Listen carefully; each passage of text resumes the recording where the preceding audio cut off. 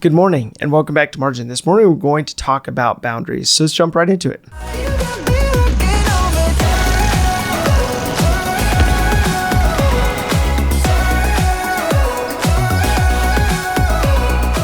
So boundaries are a necessary aspect of life, especially leading a healthy life. So although many may buck against or try to stretch boundaries or remove them altogether, they're especially important in leading a well-balanced life. And so I've mentioned this before in regards to just budgeting, a plan to spend, putting a plan to spend in place that most people don't end up necessarily doing. But then if you do put it in place, it provides so much structure and so much peace of mind knowing that you are operating within your means, that you're not living beyond your means and going into debt each month because you actually know where that money is applied to and where it's going. And so whether you're looking at it from a financial standpoint, whether you're looking at it from a standpoint of relationships, or you're looking at it from a standpoint of your career, there's so many different applications in regards to having proper boundaries within those aspects of life. So when dealing with your environment, it's especially important for you to have parameters in place that will give you peace of mind in order for you to protect what it is that you have built. And so when you're looking at your business, for example, if you have a business, you may operate with an LLC, which protects you and that business. You may have a certain set of insurance policies in place that protect your workers in the event that they are injured. Or you may set up a means of having an emergency fund in place that gives you a level of peace of mind that if you're laid off, that you actually have some funds to operate off of. And so whether you're looking at any aspect of life, whether you're looking at finances, whether you're looking at your business or relationships, you always want to build in those parameters of do's and don'ts.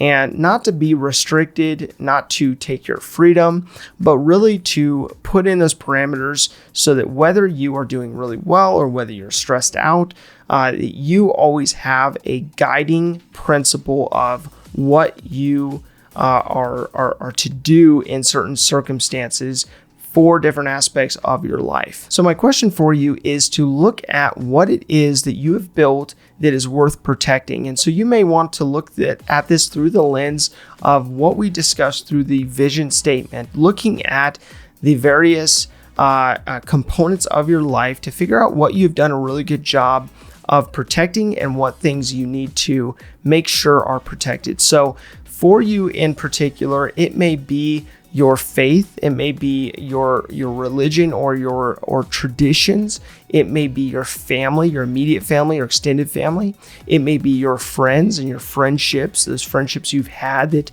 are highly valued to you or valuable for you.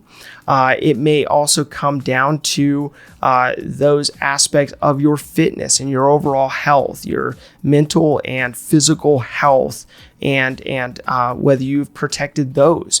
It may also come down to your finances, what aspects that you have protected in regards to your finances or haven't.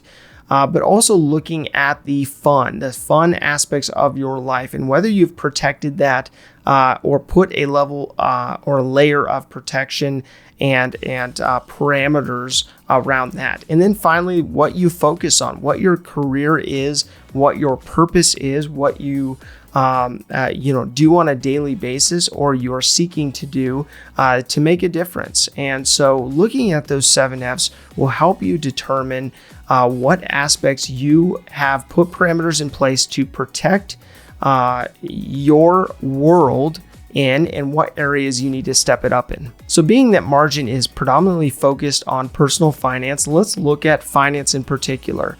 Let's look at the component of the parameters, the boundaries you've put in regards to your finances to ensure that you are planning for large purchases, that you're living within your means, you're living on a budget or on a plan to spend, that you have proper insurance in place to protect you in the event that you're injured and have to have a level of disability at some point.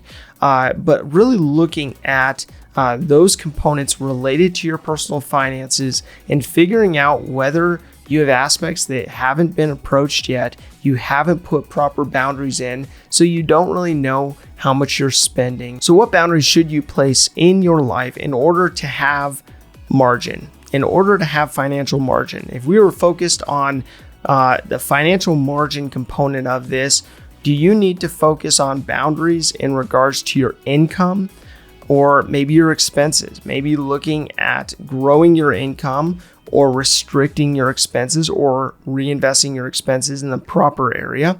Or it could be debt and credit. It could be that you need to shore up your debt, that you need to pay down and pay off debt, that you need to be more mindful of your credit, not only your credit score, but also how much credit you are taking out.